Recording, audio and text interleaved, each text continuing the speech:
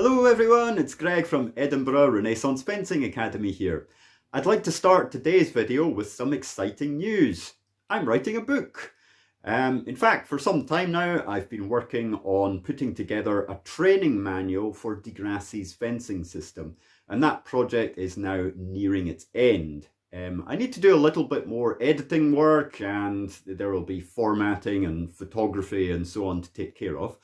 But the aim is to publish in early 2025. I will give you more news when I have it.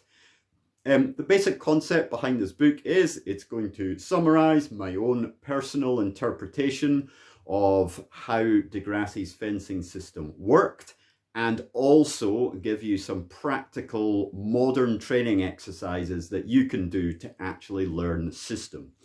And it's all going to be presented in clear and easy to understand modern English. So I'm really excited about this, and I think it is something to look forward to.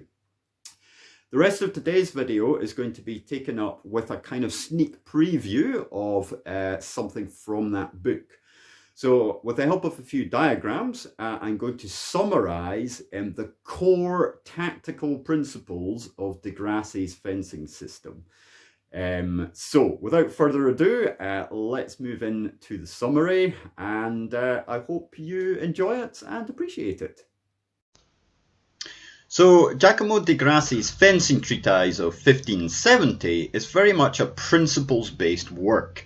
In other words, instead of presenting a long list of example combat sequences, he describes fencing in terms of certain core rules or principles that fencers should be able to adapt as appropriate to the situation. In this presentation, I'm going to summarize di Grassi's core tactical principle as I see it. Here we see a top-down plan view of two fencers, A and B, facing each other at wide measure. The fencers are positioned along an imaginary line or axis, which in Italian is often called the linea diritta or direct line. Many fencing actions take place along the direct line. In di Grassi's system, the optimal place from which to attack your opponent is actually on an oblique line, linea obliqua in Italian. Here we can see the two oblique lines marked with the X position on the diagram.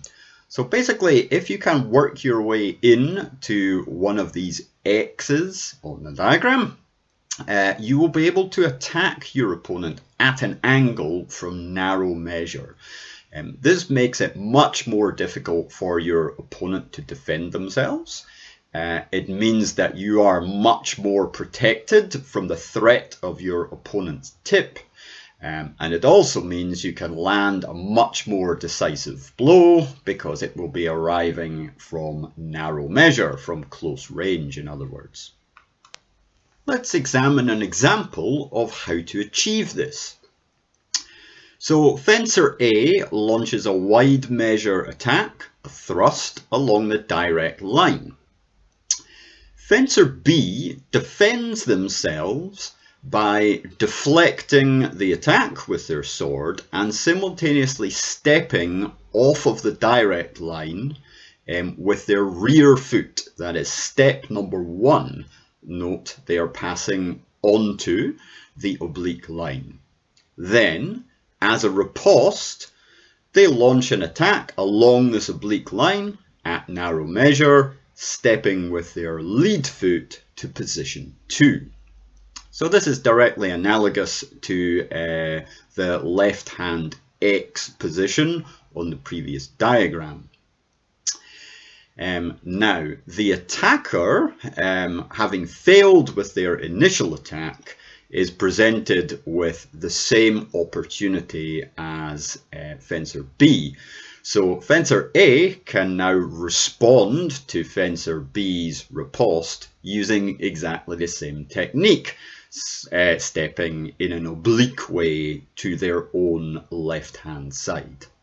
And this is essentially the main tactical principle of di Grassi. In this second example, we see how the same tactical principle plays out from an initial inside line attack. So once again, fencer A initiates along the direct line by thrusting on the inside line.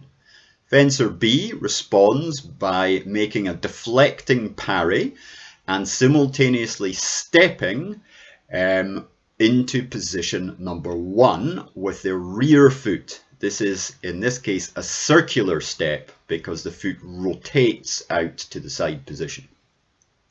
Then, as a riposte, they strike along the oblique line by moving with their front foot to position 2. So this is analogous to the other X position from our original diagram. And they should be able to strike fencer A in the flank as they do so. Fencer A is once again presented with the same option as fencer B. So to deal with their riposte after their own attack has been defeated, they can of course deflect the incoming attack by stepping to their own right hand side onto an oblique line and then riposting in a similar manner. So between these two diagrams you can see the core tactical doctrine of de Grassi. So the idea is to deflect the opponent's attacks and simultaneously step off at an angle and gain a little ground so you can make a more effective riposte along an oblique line. There are plenty more advanced techniques and principles in the system, but everything basically boils down to variations of the two techniques, the two principles that we have seen here today. Okay, so that brings our presentation of de Grassi's core tactical principle or doctrine to an end. Thank you.